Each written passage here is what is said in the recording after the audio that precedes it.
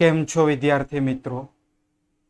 છેલ્લા પિરિયડમાં આપણે chapter number 4 રાસાયણિક બંધન અને આણ્વીય રચનામાં પોસેલ અને લુઈસ અભિગમ પ્લસ લુઈસ સંજ્ઞા વિશે ભણ્યા હતા અને એક અષ્ટકનો નિયમ હતો.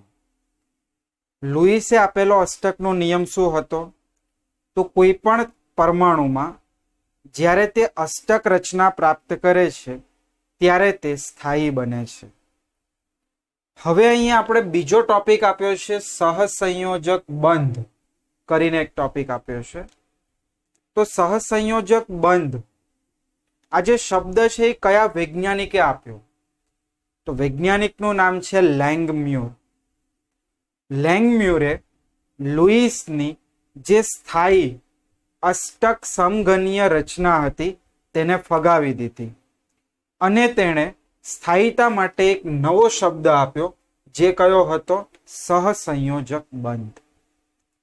ફરીથી રિપીટ કરું છું, પહેલી 3-4 લાઈનમાં જોવા મળશે કે લેંગમ્યુર નામના વૈજ્ઞાનિકે લુઈસે આપેલો જે સ્થાયી સમઘનીય અષ્ટકનો નિયમ હતો તેને ફગાવી દીધો, એટલે કે નકારી દીધો, અને તેની જગ્યાએ તેણે એક નવો પર્યાય એટલે કે એક નવો શબ્દ વાપર્યો, જે હતું સહસંયોજક બંધ. તો પહેલા તો આપણે સહસંયોજક બંધ શું છે એ સમજવું પડે. તો જ્યારે પરમાણુ, બે પરમાણુ વચ્ચે સમાન સંખ્યામાં ઇલેક્ટ્રોનની ભાગીદારી દ્વારા જે બંધની રચના થાય તે બંધને સહસંયોજક બંધ કહીએ છીએ. એટલે પહેલા તો હું અહીંયા વ્યાખ્યા લખીશ.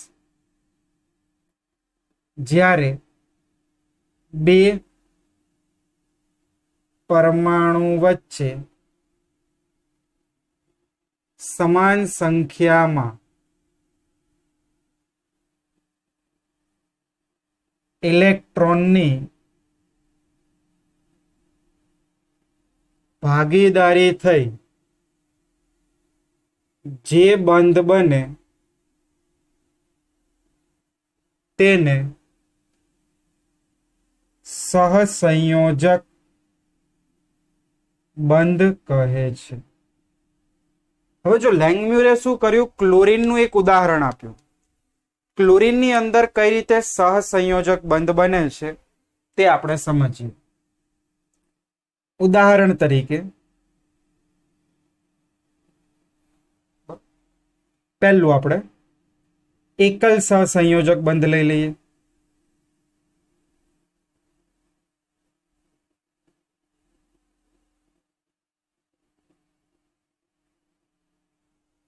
હવે એકલ સહસંયોજક બંધમાં શું હોય કે બે પરમાણુ વચ્ચે એક એક ઇલેક્ટ્રોન ની ભાગીદારી થઈ એકલ સહસંયોજક બંધ બનાવે છે. વ્યાખ્યા લખીએ.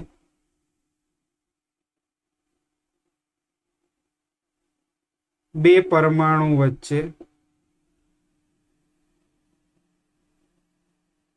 એક એક ઇલેક્ટ્રોનની ભાગીદારી થઈ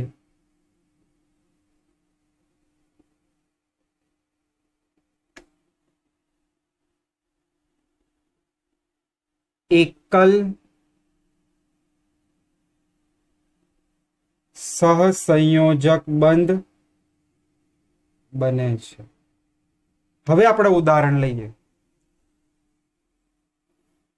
પહેલું ઉદાહરણ હું આપું છું તમને. Cl2 અણુ, ક્લોરીન અણુ. હવે ક્લોરીન અણુમાં બે ક્લોરીન પરમાણુ છે, બરોબર? ક્લોરીન અણુ Cl જેની ઇલેક્ટ્રોન રચના તમે જુઓ તો બાહ્યતમમાં શું આવશે? NH2NP5, એટલે કે સંયોજકતા ઇલેક્ટ્રોન કેટલા આવશે? 5 ને 2 7.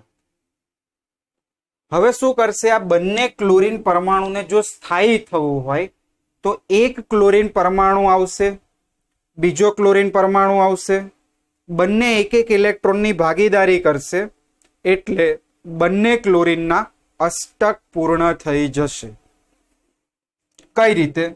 તો હવે હું તમને અહીંયા થોડું લુઈસ બિંદુ નિરૂપણ પછી લુઈસ રચના કઈ રીતે કરાય છે એ સમજીએ. જો આ એક ક્લોરીન પરમાણુ, ચલો ક્લોરીનમાં સંયોજકતા ઇલેક્ટ્રોન કેટલા? 7. આ 1 2 3 4 5 6 અને 7.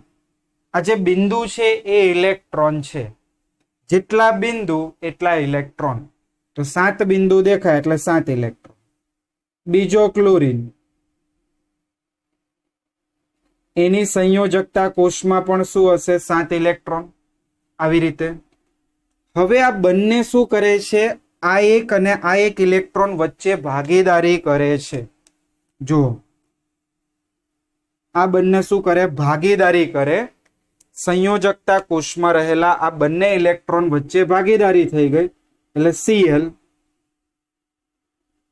આ ભાગીદારી થઈ. અને બાકી તો જો 6 અને 6 લખી દેવાના તમારે. તો આ તો હતા જ 6 ઇલેક્ટ્રોન. હવે બંને ક્લોરીન પરમાણુની સંયોજકતા કોષ ચેક કરવામાં આવે તો આ ક્લોરીન પરમાણુની સંયોજકતા કોષ, જેમાં 1 2 3 4 5 6 7 8 8 ઇલેક્ટ્રોન થઈ ગયા. અને બાજુવાળા ક્લોરીનમાં પણ કેટલા ઇલેક્ટ્રોન? 1 2 3 4 5 6 7 8 8 ઇલેક્ટ્રોન. આવી રીતે ક્લોરીન સિંગલ બોન્ડ ક્લોરીન બની ગયું. તમે અહીંયા જો ઇલેક્ટ્રોન દર્શાવો તો પણ ચાલે, અથવા અહીંયા ઇલેક્ટ્રોન ન દર્શાવો તો પણ ચાલે. ક્લિયર? તો આ રીતે શું થાય છે? ક્લોરીન અણુમાં ક્લોરીન ક્લોરીન પરમાણુ વચ્ચે શું રહેલું હોય છે? એકલ સહસંયોજક બંધ. એક જ બંધની રચના થઈ ગઈ. ક્લિયર? પહેલું ઉદાહરણ તમને આખો પેરેગ્રાફ સમજાવ્યો છે. અંદર શું કરીએ છીએ તો ફરીથી, દરેક ક્લોરીન પરમાણુની સંયોજકતા કોષમાં 7 ઇલેક્ટ્રોન હોય છે. જો એને અષ્ટક પૂર્ણ કરીને નિષ્ક્રિય વાયુ બનવું હોય તો શું કરે છે? આ બંને ક્લોરીન પરમાણુ એક એક ઇલેક્ટ્રોનની અહીંયા ભાગીદારી કરી અને ભાગીદારી કરીને આ જે બંધ અહીંયા બન્યો આ બંને વચ્ચે, એ આ બંધ છે. અને આ બંધને આપણે નામ શું આપી દીધું? એકલ સહસંયોજક બંધ કહીએ છીએ. ચલો ક્લિયર? હવે આ તો મેં તમને બે સમાન પરમાણુ માટે આપ્યું. બંને ક્લોરીન અને ક્લોરીન હતા. હવે અલગ અલગ પરમાણુનું પણ આપણે એક બે ઉદાહરણ લઈએ. તો બીજું ઉદાહરણ જે આપણે રોજિંદા જીવનમાં ઉપયોગ કરીએ છીએ, જેનું નામ છે પાણી. તો પાણીમાં રહેલા મારે બંધ દર્શાવવા હોય, કેટલા ઇલેક્ટ્રોન યુગમાં આવે એ પણ અહીંયા સમજી શકાય. આ હાઇડ્રોજન 2, આ ઓક્સિજન. તો મેં આવી રીતે દર્શાવી દીધું. આ ઓક્સિજન, હાઇડ્રોજન, હાઇડ્રોજન. ઓક્સિજન કયા સમૂહનું તત્વ છે? સમૂહ નંબર 16. સંયોજકતા ઇલેક્ટ્રોન કેટલા થશે? 6. તો જો 1 2 3 4. હવે એક અહીંયા લખું છું હાઇડ્રોજન સાથે બંધ બનાવવા માટે, અને એક અહીંયા લખું. આ જે પણ વાદળી પેનથી ઇલેક્ટ્રોન દર્શાવ્યા તે ઓક્સિજન પરમાણુના છે. ગણી લો કેટલા છે? 1 2 3 4 5 6. ચલો ઓક્સિજનના અહીંયા પૂરા થાય છે. હાઇડ્રોજનના ઇલેક્ટ્રોન કેટલા? તો હાઇડ્રોજનનો એક જ ઇલેક્ટ્રોન હોય. તો અહીંયા શું કર્યું? આ હાઇડ્રોજનનો એક ઇલેક્ટ્રોન, એવી જ રીતે આ હાઇડ્રોજનનો એક ઇલેક્ટ્રોન. તો તમે હવે આનું બંધારણ જોઈ શકો કે ઓક્સિજન અને હાઇડ્રોજન વચ્ચે આ એક એક ઇલેક્ટ્રોનની ભાગીદારી થઈને એકલ સહસંયોજક બંધ ડાબી બાજુએ બને, એવી જ રીતે જમણી બાજુ પણ એકલ સહસંયોજક બંધ બને. હવે 1 2 3 4 આ તમે ઇલેક્ટ્રોન દર્શાવી દીધા. હવે જુઓ ઓક્સિજન, એની આજુબાજુ તમે ચેક કરો, અષ્ટક પૂર્ણ થઈ ગયું. પણ જ્યારે પણ કોઈ પણ અણુમાં હાઇડ્રોજન હોય, એ હાઇડ્રોજનમાં 8 ઇલેક્ટ્રોન નહીં થાય. કેટલા ઇલેક્ટ્રોન થશે? 2 જ ઇલેક્ટ્રોન થશે. કારણ કે હાઇડ્રોજનની પાસે ઓલરેડી એક જ ઇલેક્ટ્રોન હોય, એટલે હાઇડ્રોજનના કેસમાં 2 ઇલેક્ટ્રોન. આ રીતે એકલ સહસંયોજક બંધ પાણીમાં પણ દર્શાવી શકાય. ત્રીજું એક ઉદાહરણ તમને આપ્યું છે કાર્બન ટેટ્રાક્લોરાઇડ CCl4. આનું લુઈસ બિંદુ નિરૂપણ સમજજો. કાર્બન વચ્ચે મૂક્યું, 4 ક્લોરીન આજુબાજુ મૂકી દીધા, ચારેય દિશામાં એક. હવે અહીંયા જુઓ, કાર્બન કયા સમૂહનું તત્વ છે? સમૂહ નંબર 14. સંયોજકતા ઇલેક્ટ્રોન કેટલા આવશે? 4. તો 1 2 3 અને 4. હવે ક્લોરીન, તો ક્લોરીન ઉપર જ લખ્યું છે, સમૂહ નંબર 17, સંયોજકતા ઇલેક્ટ્રોન 7. આ ક્લોરીન પાસે 7 ઇલેક્ટ્રોન. હું આવી રીતે ગોઠવું છું, આ 1 2 3 4 5 6 7 થઈ જાય. એવી જ રીતે દરેક ક્લોરીનમાં ગોઠવણી કરવી પડે. 1 2 3 4 5 6 7. એક ઇલેક્ટ્રોન જો કાર્બન સાથે બંધમાં વપરાય છે અને બાકીના 6 આજુબાજુ આપણે દર્શાવી દેવાના. હવે જો દરેક કાર્બન અને ક્લોરીન દરેકે દરેકમાં અષ્ટક પૂર્ણ થાય છે. ચલો આપણે ગણતરી કરીને જોઈએ. આ કાર્બનની આજુબાજુ જોવાનું, થઈ ગયા 8 ઇલેક્ટ્રોન. 1 2 3 4 5 6 7 8. દરેક ક્લોરીનમાં પણ જુઓ થઈ જાય છે 8 8 ઇલેક્ટ્રોન.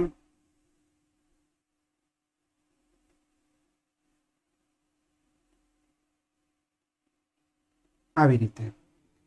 હવે અહીંયા તમે આનું બંધારણ દર્શાવવું હોય તો દર્શાવી શકાય. કાર્બનની આજુબાજુ સિંગલ બોન્ડ અને બધી બોન્ડમાં ક્લોરીન દર્શાવી દેવાના. તો આ હતું એકલ સહસંયોજક બંધ. એકલ સહસંયોજક બંધમાં બે પરમાણુ વચ્ચે એક એક ઇલેક્ટ્રોનની ભાગીદારી થાય તો એકલ સહસંયોજક બંધ બનાવે છે. ચલો બીજું હવે આપણે જોઈએ, દ્વિબંધની રચના ક્યારે થાય? દ્વિબંધ.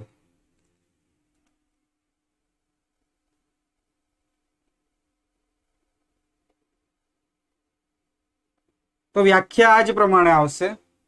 બે પરમાણુ વચ્ચે બે ઇલેક્ટ્રોનની ભાગીદારી થઈને દ્વિસહસંયોજક બંધની રચના થાય છે.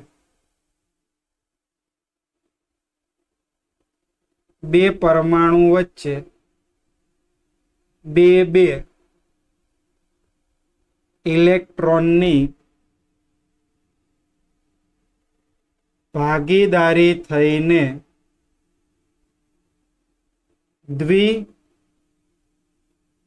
દ્વિસહસંયોજક બંધ બને છે, જેને આપણે શોર્ટમાં દ્વિબંધ પણ કહીએ છીએ. દ્વિબંધની અંદર આવી રીતે બે લીટી દોરવાની. ચલો આપણે ઉદાહરણ લઈએ તો વધારે ખ્યાલ આવે. પહેલું ઉદાહરણ O2 અણુ. O2 અણુમાં બે ઓક્સિજન પરમાણુ હશે. તો જુઓ, આ ઓક્સિજન પરમાણુ, આ ઓક્સિજન પરમાણુ. ચલો, ઓક્સિજન કયા સમૂહનું તત્વ છે? સમૂહ નંબર 16. આ ઓક્સિજનના 6 ઇલેક્ટ્રોન દર્શાવીએ. 1 2 3 4 5 6. બરાબર. આ ઓક્સિજનના પણ 6 ઇલેક્ટ્રોન. હવે ધારો કે કોકને એવું થાય કે આવી રીતે મારે કરવું છે. ચલો આવી રીતે કે હું એક જ બંધ બનાવું આવી રીતે, તો તમે જોઈ શકો છો કે અષ્ટક પૂર્ણ થાય છે. જુઓ તો 1 2 3 4 5 6 7 ઇલેક્ટ્રોન જ થયા. એટલે અષ્ટક પૂર્ણ કરવા માટે એક કરતા વધારે બંધ બનાવી શકાય છે. અહીંયા પણ જુઓ, આ ઓક્સિજનના 1 2 3 4 5 6 7 ઇલેક્ટ્રોન જ થાય છે. એટલા માટે અહીંયા ઓક્સિજનના કેસમાં શું થાય છે? દ્વિબંધની રચના કરવી પડે છે. ફરીથી એક વખત, ઓક્સિજન ઓક્સિજન. ચલો, ઓક્સિજનના સંયોજકતા ઇલેક્ટ્રોન 6, એટલે 1 2 3 4 5 અને 6. ચલો, પેલી બાજુના ઓક્સિજનના પણ 6 ઇલેક્ટ્રોન.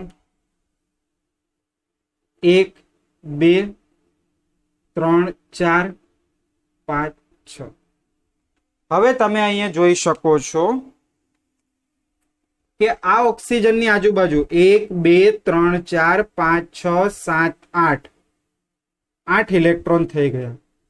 એટલે આ ઓક્સિજને અષ્ટક પૂર્ણ કરી દીધું.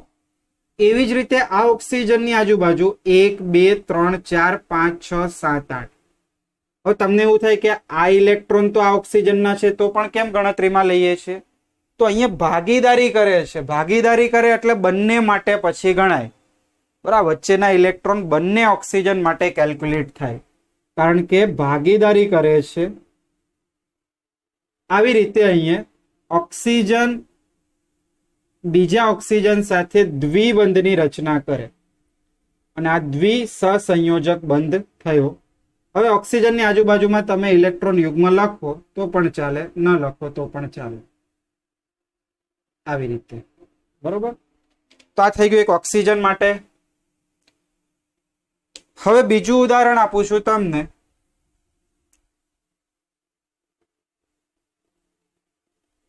કાર્બન ડાયોક્સાઇડ અણુ માટે, અને પછી એક ઓર્ગેનિક નું લઈએ છીએ.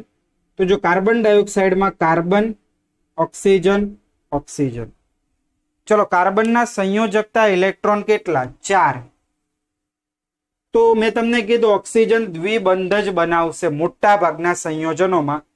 આવું યાદ રાખવાનું. એટલે તમે ગમે ત્યારે ઓક્સિજન વાળા સંયોજનો હોય એટલે આરામથી તમે ઇલેક્ટ્રોનની ગોઠવણી કરી શકો. એટલે આ ઓક્સિજન છે એના 6 ઇલેક્ટ્રોનમાં હું આવી રીતે ગોઠવું. 1 2 3 4 5 6. આ ઓક્સિજનના પણ 6 ઇલેક્ટ્રોન. ચલો, કાર્બનના કેટલા ઇલેક્ટ્રોન આવશે? તો કાર્બનના આવશે 4 ઇલેક્ટ્રોન. આ 1 2 3 4. આ જોઈ શકો છો અહીંયા ભાગીદારી થઈને શું બની જાય? કાર્બનની આજુબાજુ દ્વિબંધ બની જશે. બંધારણ આવી રીતે મળશે. C double bond oxygen, double bond oxygen, અને બંને ઓક્સિજન ઉપર બંધ બનાવ્યા વગરના 4 ઇલેક્ટ્રોન જેણે બંધ બનાવ્યો નથી. બરોબર, હવે તમે અષ્ટક બતાવી શકો છો. આ ઓક્સિજનની આજુબાજુ આ થઈ ગયા 8 ઇલેક્ટ્રોન. આ કાર્બનની આજુબાજુ 8, આ ઓક્સિજનની આજુબાજુ.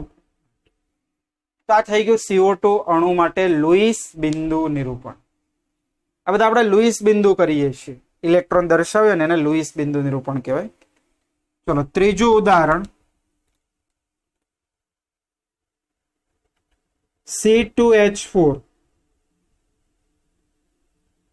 જેનું નામ થાય છે ઇથિન.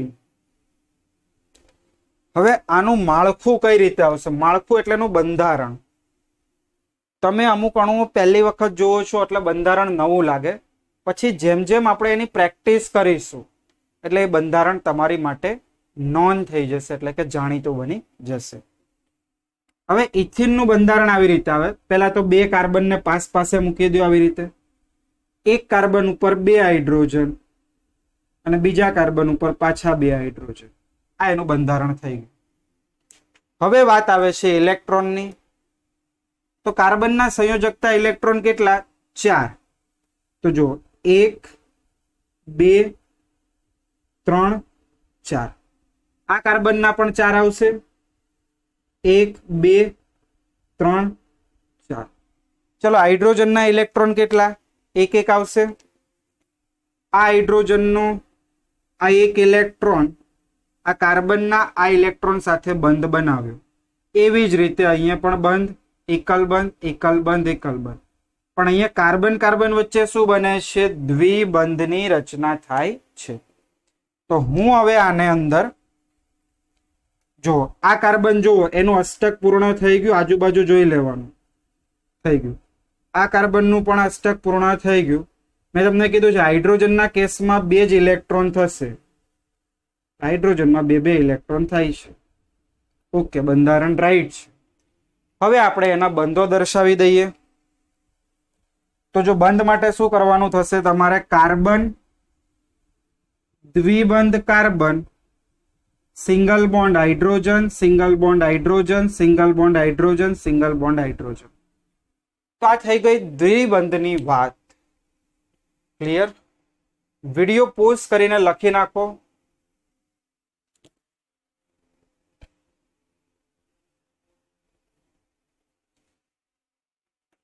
ચલો હવે આપણે વાત કરીએ છીએ ત્રિબંધ એટલે કે ટ્રિપલ બોન્ડ. એના કેટલાક ઉદાહરણો સમજીએ.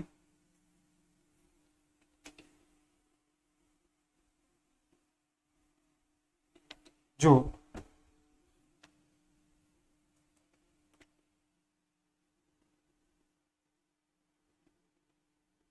ત્રિબંધની વ્યાખ્યા ચોપડીમાંથી હવે લખી દેવી. આ જ રીતનું આવશે, પણ અહીંયા શું આવશે? 3 ઇલેક્ટ્રોનની ભાગીદારી ચોપડીમાં વ્યાખ્યા આપી છે. હું હવે વાત કરું છું ઉદાહરણ. અહીંયા સેલ્ફ વ્યાખ્યા જાતે લખવી. પહેલું ઉદાહરણ N2 અણુનું. N2 એટલે શું થશે? નાઇટ્રોજન. તો આપણે શું કરીએ છીએ? આ નાઇટ્રોજન અને આ નાઇટ્રોજન પરમાણુ. હવે નાઇટ્રોજન છે એના સંયોજકતા ઇલેક્ટ્રોન કેટલા? 5. ચલો 5 ઇલેક્ટ્રોન ગોઠવીએ આપણે. 1 2 3 4 5. આ નાઇટ્રોજનના પણ ગોઠવીએ 1 2 3 4 5. જો તો અષ્ટક પૂર્ણ થયું. અહીંયા 7 ઇલેક્ટ્રોન જ થાય છે. એટલા માટે અહીંયા શું કરીએ છીએ આપણે? નાઇટ્રોજન નાઇટ્રોજન વચ્ચે 3 ઇલેક્ટ્રોનની ભાગીદારી થાય છે. એટલે નાઇટ્રોજન અણુ માટે લુઈસ બિંદુ આવી રીતે આવશે.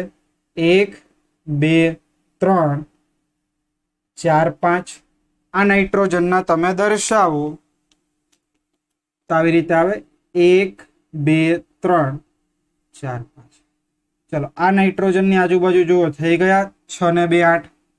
એવી રીતે અહીંયા પણ થઈ ગયા 8. અને આપણને શું મળ્યું? નાઇટ્રોજન 1 2 અને 3 ટ્રિપલ બોન્ડ એટલે ત્રિબંધને 3 આડી રેખા વડે દર્શાવવું. આ થઈ ગયું તમારે N2 અણુ માટેનું ઉદાહરણ. ચલો એના પછી આપણે બીજું ઉદાહરણ C2H2. આને કહેવાય છે ઇથાઇન. હવે આનું આપણે કાર્બન કાર્બન હાઇડ્રોજન હાઇડ્રોજન. ચલો કાર્બનના સંયોજકતા ઇલેક્ટ્રોન કેટલા? 4. તો 1 ઇલેક્ટ્રોન અહીંયા ગોઠવ્યો. આ 1 2 3 અને આ 4. આ કાર્બનના. ચલો આ કાર્બનના પણ 1 2 3 અને 4. હાઇડ્રોજનના ઇલેક્ટ્રોન કેટલા આવશે? 1. આ 1. આ હાઇડ્રોજનનો 1 ઇલેક્ટ્રોન. જોઈ લો આ કાર્બને પોતાનું અષ્ટક પૂર્ણ કર્યું. યસ. આ કાર્બને અષ્ટક પૂર્ણ કર્યું. યસ. હાઇડ્રોજને 2 ઇલેક્ટ્રોન પૂરા કર્યા. યસ. તો કાર્બન કાર્બન વચ્ચે શું થયું? Triple bond. 1 2 3. અને અહીંયા hydrogen single bond single bond. તો આ પણ લખી નાખો ત્રિબંધની રચના.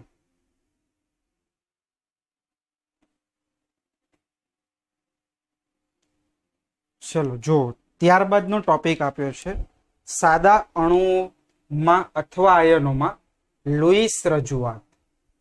તો લુઈસની જે રચનાઓ છે એ લુઈસ રચના અણુના બધા જ ગુણધર્મ અને બધા જ બંધન વિશે સમજાવતું નથી, પણ થોડા ઘણા ગુણધર્મ સમજવા માટે લુઈસ બંધારણ ખૂબ જ અગત્યના છે. તો પ્રશ્ન એવો થાય કે લુઈસ બંધારણ કઈ રીતે બનાવવામાં આવે છે? તો લુઈસ બંધારણ બનાવવા માટે તમને ચોપડીમાં 5 મુદ્દા આપેલા છે. એ 5 મુદ્દા ધ્યાનથી સમજવા. 1 બાય 1 આપણે એ મુદ્દાઓને અહીંયા શોર્ટમાં લખીએ છીએ અને સમજતા જઈએ છીએ. તો લુઈસ બંધારણ બનાવવા માટેના મુદ્દાઓ.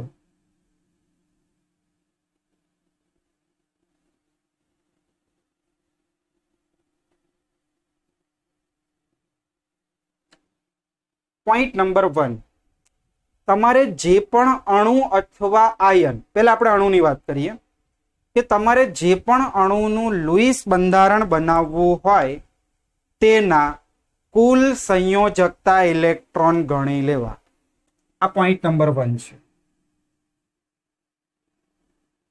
અણુમાં રહેલા કુલ સંયોજકતા ઇલેક્ટ્રોનની સંખ્યા ગણવી. સંયોજકતા ઇલેક્ટ્રોન કોને કહેવાય? બાહ્ય કોષમાં આવેલા ઇલેક્ટ્રોન. અગાઉ પણ કહી દીધું છે. હવે હું અહીંયા ઉદાહરણ આપું, ચોપડીનું જ ઉદાહરણ આપું છું કે CH4 હોય તો મિથેન હોય મારી પાસે, તો મિથેનમાં કાર્બન પરમાણુ અને બીજો હાઇડ્રોજન પરમાણુ. ચલો, કાર્બન પરમાણુમાં સંયોજકતા ઇલેક્ટ્રોન કેટલા? તો કે 4 ઇલેક્ટ્રોન. સમૂહ નંબર 14 નું તત્વ છે. હાઇડ્રોજનમાં સંયોજકતા ઇલેક્ટ્રોન 1 હોય, પણ અહીંયા હાઇડ્રોજનની સંખ્યા કેટલી છે? 4. એટલે 4 એકા 4. એટલે ટોટલ આ હાઇડ્રોજનના અંદર રહેલા સંયોજકતા ઇલેક્ટ્રોન કેટલા થયા? 4. હવે મારે અહીં લખવું હોય કુલ સંયોજકતા ઇલેક્ટ્રોન બરાબર કેટલા થઈ જશે? 8 ઇલેક્ટ્રોન. તો પહેલું કામ આપણે આ કરવું, અણુ હોય એ અણુમાં રહેલા કુલ સંયોજકતા ઇલેક્ટ્રોનની સંખ્યાની ગણતરી કરવી, બાહ્યતમ કોષમાં આવેલા ઇલેક્ટ્રોનની સંખ્યાની ગણતરી કરવી. પોઈન્ટ નંબર 2, આયનોની વાત કરીએ છીએ.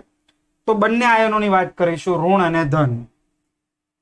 તો જુઓ, ઋણ આયનમાં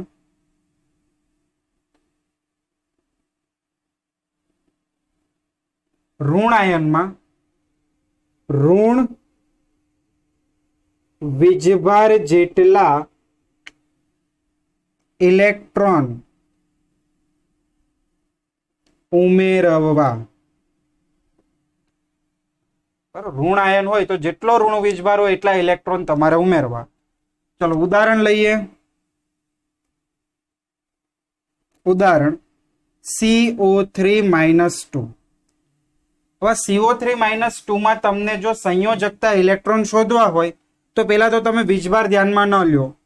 ચલો, કાર્બનમાં સંયોજકતા ઇલેક્ટ્રોન કેટલા થાય? 4. એટલે 4 ઇલેક્ટ્રોન પ્લસ ઓક્સિજનમાં કેટલા થશે? તો 6. પણ અહીંયા ઓક્સિજનની સંખ્યા કેટલી છે? 3. એટલે 6 તરી 18 ઇલેક્ટ્રોન. હવે અહીંયા -2 છે એટલે ઋણ વીજભારનો અર્થ તો એમ થાય કે ઇલેક્ટ્રોન મેળવ્યા હશે. જેટલો વીજભાર એટલા ઇલેક્ટ્રોન પ્લસ કરવા. એટલે 2 છે એટલે 2 ઇલેક્ટ્રોન પ્લસ કરવા. તો અહીંયા ટોટલ ઇલેક્ટ્રોન કેટલા થઈ જશે? 24 ઇલેક્ટ્રોન થશે. ક્લિયર? આ બીજો પોઈન્ટ આપ્યો છે. ચલો હવે ધન આયન માટે આનાથી વિરુદ્ધ વાત થઈ જાય. ધન આયનમાં ધન વીજભાર જેટલા ઇલેક્ટ્રોન બાદ કરવા. બરોબર? તો એના માટેનું પણ એક ઉદાહરણ લઈ લઈએ. NH4+ ચોપડીનું ઉદાહરણ. ચલો પહેલા પ્લસને ધ્યાનમાં ન લ્યો. નાઇટ્રોજનના સંયોજકતા ઇલેક્ટ્રોન કેટલા થાય? તો નાઇટ્રોજન સમૂહ નંબર 15 નું તત્વ એટલે સંયોજકતા ઇલેક્ટ્રોન થશે 5. 4 હાઇડ્રોજન છે એટલે એના સંયોજકતા ઇલેક્ટ્રોન 4. હવે +1 છે. +1 એટલે એક ઇલેક્ટ્રોન દૂર કરવાનો. એટલે અહીંયા માઇનસ તમે ઇલેક્ટ્રોન કરો એટલે કેટલા થયા? 8 ઇલેક્ટ્રોન વધ્યા. તો પહેલા 2 પોઈન્ટ ચોપડીમાં જુઓ, વાંચો કે રચના લખવા માટે જરૂરી ઇલેક્ટ્રોનની કુલ સંયોજકતા પરમાણુના સંયોજકતા ઇલેક્ટ્રોનનો ઉમેરો કરીને મેળવાય છે. મિથેનનું ઉદાહરણ. બીજો પોઈન્ટ, ઋણાયન માટે દરેક ઋણાયનનો અર્થ એમ થાય છે કે એક ઇલેક્ટ્રોન ઉમેરવો. જો -1 હોય તો એક ઇલેક્ટ્રોન ઉમેરવો, -2 હોય તો 2 ઉમેરવા, -3 હોય તો 3 ઉમેરવા. ધન આયન માટે ધન ભાર કુલ સંયોજકતા ઇલેક્ટ્રોનની સંખ્યામાંથી એક બાદબાકી કરવી. એવી જ રીતે વિરુદ્ધ થઈ જશે. +1 હોય તો એક ઇલેક્ટ્રોન દૂર કરવો, +2 હોય તો 2 દૂર કરવા, +3 હોય તો 3. આ બંને ઉદાહરણ આપ્યા છે. હવે તમારે પોઈન્ટ નંબર 3. તો પોઈન્ટ નંબર 3 સાંભળી લેજો, લખતો નથી. કે જે પણ સંયોજન છે એ સંયોજનમાં સંયોજાતા તત્વોના તમે સંજ્ઞા જાણતા હો.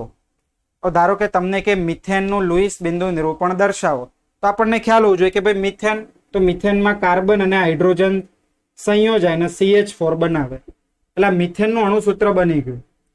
હવે આ જે સંજ્ઞાઓ છે એનું માળખું બનાવવામાં આવે, સ્કેલેટન સ્ટ્રક્ચર્સ જેને કહીએ. એટલે માળખું એટલે આવી રીતે ગોઠવવાનું હોય એને માળખું કહીએ. આ મિથેનનું માળખું થઈ ગયું. તો જો તમે માળખું જાણતા હોવ તો એ માળખું બનાવીને ત્યારબાદ તેની આજુબાજુ ઇલેક્ટ્રોન ગોઠવી દેવા. આ થયો પોઈન્ટ નંબર 3. ફરીથી પોઈન્ટ નંબર 3 રિપીટ કરું છું કે સંયોજનની અંદર જો તત્વની સંજ્ઞા જાણતા હોવ તો સંયોજનનું માળખાકીય રચના કરી તેમાં કુલ સંયોજકતા ઇલેક્ટ્રોન જે પણ મળ્યા હોય એ ગોઠવવા. પોઈન્ટ નંબર 3 પૂરો થાય છે. પોઈન્ટ નંબર 4 સમજી લેજો, ઉદાહરણ દ્વારા સમજાવું છું કે સામાન્ય રીતે બધા માટે લાગુ નથી પડતો. પોઈન્ટ નંબર 4 સામાન્ય રીતે કીધું છે અમુક અણુ અથવા આયનોમાં ઓછું વિદ્યુત ઋણ એક કેન્દ્રમાં ગોઠવવું. જ્યારે પણ માળખું બનાવો તો માળખામાં તમારે ધ્યાન શું રાખવાનું? ઓછો વિદ્યુત ઋણ હોય એને કેન્દ્રમાં રાખવું અને વધારે વિદ્યુત ઋણ તત્વને આજુબાજુમાં ગોઠવવા. ચલો ઉદાહરણ લઈ લઈએ. NF3 ઉદાહરણ આપ્યું છે. ફોર એક્ઝામ્પલ, નાઇટ્રોજનની વિદ્યુત ઋણતા ફ્લોરિન કરતા ઓછી છે. આ નાઇટ્રોજનને વચ્ચે રાખવાનું અને આજુબાજુ બધા ફ્લોરિન રાખવાનું. આ ઉદાહરણ છે. ક્લિયર? તો ચોથો પોઈન્ટ અને ત્રીજો પોઈન્ટ જો અંદર. પેલા ત્રીજો વાંચું છું. જો સંયોજાતા પરમાણુઓના રાસાયણિક સંજ્ઞા જાણતા હોવ તો માળખાકીય રચનાનું જ્ઞાન હોય તો ઇલેક્ટ્રોનની કુલ સંખ્યા કુલ બંધ પ્રમાણે ગોઠવણી કરવી અથવા વહેંચણી કરવી. ચોથો પોઈન્ટ, સામાન્ય રીતે અણુ અથવા આયનોમાં સૌથી ઓછો વિદ્યુત ઋણ પરમાણુ કેન્દ્રમાં સ્થાન લે છે અને તેની આજુબાજુ વધારે વિદ્યુત ધનમય લે છે. NF3 તમારે નાઇટ્રોજનને વચ્ચે રાખવાનું. કાર્બોનેટ આપ્યું હોય CO3-2 તો કાર્બનને વચ્ચે રાખવું. હવે લાસ્ટ પોઈન્ટ શું કહે છે કે લાસ્ટ પોઈન્ટની અંદર તમે બંધ બનાવી દીધા. હવે જે ઇલેક્ટ્રોન બંધ બનાવવામાં ભાગ નથી લેતા તેને અબંધકારક ઇલેક્ટ્રોન યુગ્મ કહેવાય છે. આ 5મો પોઈન્ટ. હવે આપણે ઉદાહરણો લઈએ. પેલા જો નીચે જે ટેબલ આપ્યું છે ને ટેબલના ઉદાહરણો દરેકે દરેક તમને ઉદાહરણો બધા એને ક્લિયર થવા જોઈએ. પહેલો અણુ આપ્યો છે H2. H2 માં તમે હાઇડ્રોજન અને હાઇડ્રોજન. ચલો હાઇડ્રોજનનો સંયોજકતા ઇલેક્ટ્રોન 1 આ બંધ બની ગયો એટલે H બોન્ડ H. બીજું ઓક્સિજન માટે આપ્યું છે. ઓક્સિજન માટે તો ઓલરેડી પહેલા બનાવી દીધેલું છે. ઓઝોન માટે અહીંયા હવે જોવાનું છે મેઇન O3. તો ઓઝોનનું માળખું આવી રીતે આવે છે. 3 ઓક્સિજન આવી રીતે ગોઠવો. ચલો ઓક્સિજનના સંયોજકતા ઇલેક્ટ્રોન કેટલા? 6. 1 2 3 4 5 6. આ ઓક્સિજનના પણ 6 ઇલેક્ટ્રોન. 1 2 3 4. ચલો હવે હું અહીં 5 અને 6 આવી રીતે મેં ગોઠવ્યા. આ ઓક્સિજનના 6 ઇલેક્ટ્રોન. 1 2 3 4 5 6. હવે ધ્યાનથી જુઓ આ બંને ઓક્સિજનનું અષ્ટક પૂર્ણ નથી થતું. આનું થઈ ગયું. ચલો આને રાઉન્ડ કરી દઈએ. આનું થઈ ગયું પણ આ ઓક્સિજનનું જુઓ ને તો 1 2 3 4 5 6 7 8 9 થઈ ગયા. આ ઓક્સિજનમાં 1 2 3 4 5 6 7 થઈ ગયા. એટલે શું કરવું પડે? આમાં 7 ઇલેક્ટ્રોન છે, આમાં 9 છે. એટલે ઉપરવાળા ઓક્સિજનમાં 1 ઇલેક્ટ્રોન વધારે છે, આને 1 ઇલેક્ટ્રોન જોઈએ છે. તમારે શું કરવાનું? આ ઇલેક્ટ્રોનને ભૂસી દેવાનો, ઇરેઝ કરી દેવાનો અને અહીંયા ગોઠવણી કરી દો 1 ઇલેક્ટ્રોન આવી રીતે. હવે અહીંયા જુઓ આ રીતનું થઈ ગયું. આ ઓક્સિજનને ઇલેક્ટ્રોન આપ્યો એટલે આને મેળવ્યો એટલે આના ઉપર શું આવશે માઇનસ અને આના ઉપર પ્લસ. હવે બધાની અંદર જોઈ લો તમે અષ્ટક પૂર્ણ થઈ ગયું. હવે બંધ વાળું સ્ટ્રક્ચર બતાવું છું. Oxygen, double bond, oxygen, single bond, oxygen, અહીંયા 2 ઇલેક્ટ્રોન અને પ્લસ આ માઇનસ. હવે જો જેણે બંધ નથી બનાવ્યો ને આ બધા ઇલેક્ટ્રોન ને શું કહેવાય? અબંધકારક ઇલેક્ટ્રોન યુગ્મ. બરાબર, આ એક ઇલેક્ટ્રોન યુગ્મ થયું. આ 1 2 3 અબંધકારક ઇલેક્ટ્રોન યુગ્મ આને કહેવાય છે. ત્રીજું ઉદાહરણ જોઈ લો. NF3. એ તો સિમ્પલ જ છે. NF3 આ નાઇટ્રોજન વચ્ચે 3 ફ્લોરિન. ચલો નાઇટ્રોજનના સંયોજકતા ઇલેક્ટ્રોન 5 થશે. 1 2 3 4 5. ફ્લોરિનના તો ફ્લોરિન સમૂહ નંબર 17 નું તત્વ છે. 7 ઇલેક્ટ્રોન હોય તો 7 ઇલેક્ટ્રોન દર્શાવી દો. આ ફ્લોરિન નો 1 2 3 4 5 6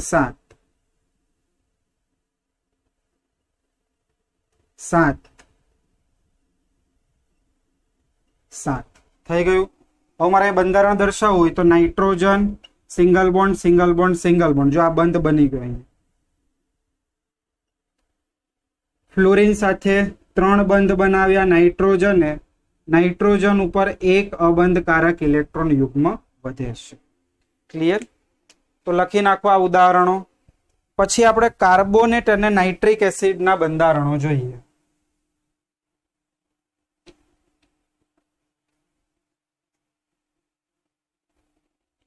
જો કાર્બોનેટનું ધ્યાનથી સાંભળજો કઈ રીતે બને છે.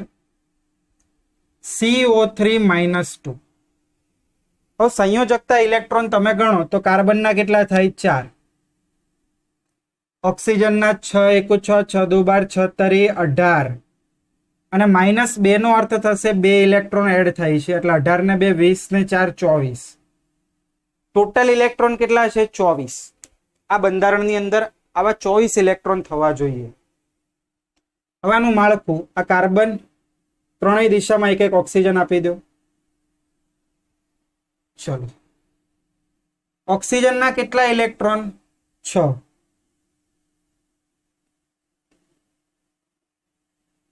કાર્બનના કેટલા ઇલેક્ટ્રોન? 4. 1 2 3 4. ચલો આ બંને ઓક્સિજનના પણ 6 6 જ હશે એટલે એક બંધમાં વાપરી દો. 1 2 3 4 5 6. આ ઓક્સિજનનો પણ એક બંધમાં. હવે તમે ધ્યાનથી જુઓ તો આ ઓક્સિજને પોતાનું અષ્ટક પૂર્ણ કર્યું. બરોબર. પછી આ બંને ઓક્સિજને પૂરું નથી કર્યું. કાર્બને જો કરી લીધું. 1 2 3 4 5 6 7 8. દેખાય છે? ક્લિયર? તો હવે શું છે અહીંયા? ઇલેક્ટ્રોન ગણો. ટોટલ 24 ઇલેક્ટ્રોન નહીં થતા હોય, 22 જ થાય છે. ગણી લો.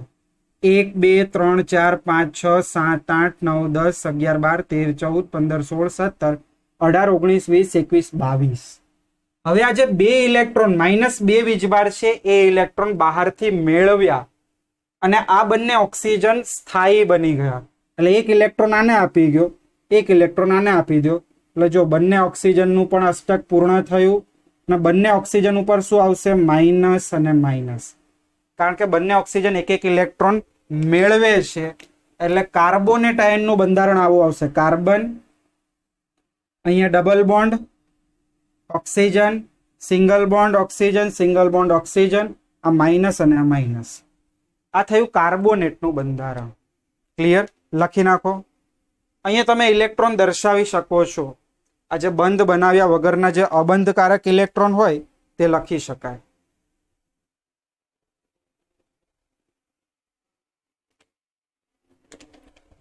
ચલો એના પછી નાઇટ્રિક એસિડનું બંધારણ કઈ રીતે બને? તો નાઇટ્રિક એસિડ એટલે શું થશે? HNO3. હવે આના માટે જો આવી રીતે આવશે હાઇડ્રોજન, ઓક્સિજન, નાઇટ્રોજન, ઓક્સિજન અને ઓક્સિજન.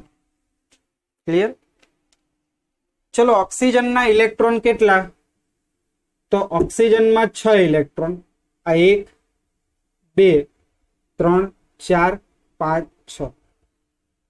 હાઇડ્રોજનનો 1 ઇલેક્ટ્રોન,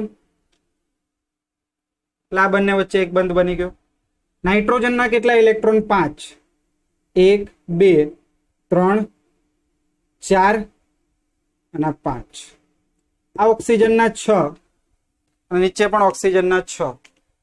એટલે જો 1 2 3 4 5 6.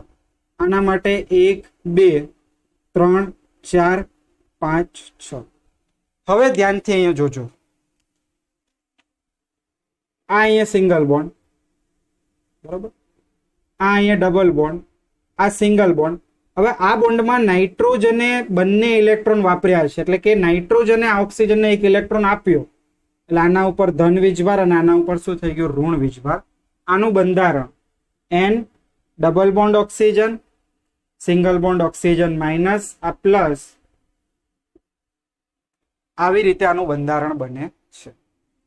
ઇલેક્ટ્રોન દર્શાવે તો દર્શાવે આવી રીતે.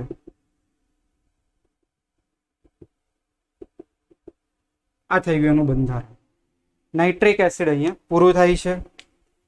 પછી જો બે ઉદાહરણ આપ્યા છે, એક 4.1 અને એક 4.2. તો પહેલું 4.1 જુઓ, કાર્બન મોનોક્સાઇડનું લુઈસ બિંદુ નિરૂપણ.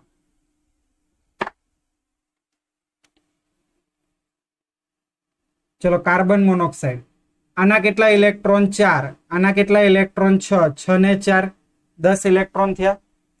આ કાર્બન અને આ ઓક્સિજન. ચલો પહેલા મેં આવી રીતે ગોઠવ્યો 1 2 3 4 અને આના 6 માં 1 2 3 4 5 6. શું અષ્ટક પૂર્ણ થાય છે? જો તો નથી થતું. તો આપણે શું કરીએ? આ એક ઇલેક્ટ્રોન અહીંયાથી દૂર કર્યો, અહીંયા ગોઠવ્યો, આનો પણ એક ઇલેક્ટ્રોન દૂર કરીને ગોઠવી દીધું. બે ઇલેક્ટ્રોનની ભાગીદારી કરી. થાય છે હજી અષ્ટક પૂર્ણ? નથી થતું.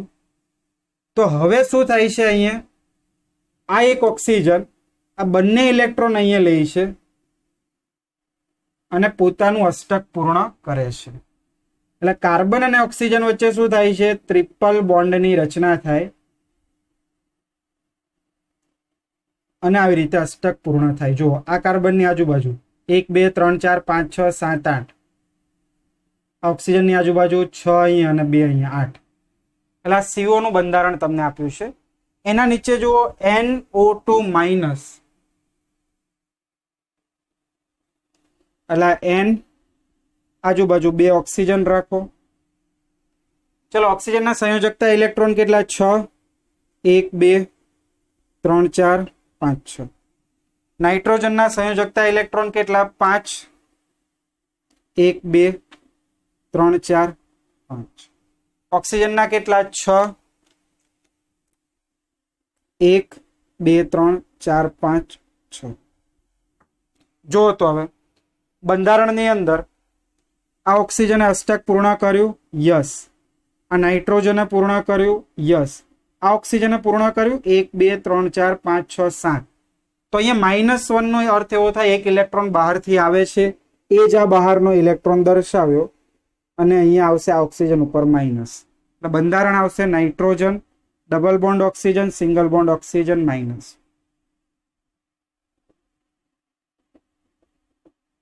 આ ડોટ છે ઇલેક્ટ્રોન છે. તો અહીંયા આવી રીતે ઉદાહરણ નંબર 4.1 અને 4.2 પણ પૂર્ણ કરી શકાય છે. હવે જો સ્વાધ્યાયમાં આવા સેમ ઉદાહરણો આપ્યા છે, સ્વાધ્યાય 4.2 4.3 અને 4.4 હોમવર્કમાં કરવા. 4.2 માં લુઈસ સંજ્ઞા લખવાની છે, એટલે કે ઇલેક્ટ્રોન દર્શાવવાના. 4.3 ની અંદર પણ લુઈસ સંજ્ઞા છે. 4.4 ની અંદર આવી રીતે લુઈસ રચનાઓ દોરવાની છે. હું એમાં તમને એક ફોર્મિક એસિડનું બંધારણ માળખું આપી દઉં છું. છેલ્લું જે આપ્યું છે ને HCOOH, એનું માળખું આવી રીતે થશે HCO અને H. હવે તમારે ઇલેક્ટ્રોન ગોઠવવાના અને આવી રીતે આવશે single bond double bond single bond single bond. હવે તમને ઇલેક્ટ્રોન આવડી જશે ગોઠવતા. તો બસ આ 3 દાખલાઓ ઘરેથી હોમવર્કમાં કરવા.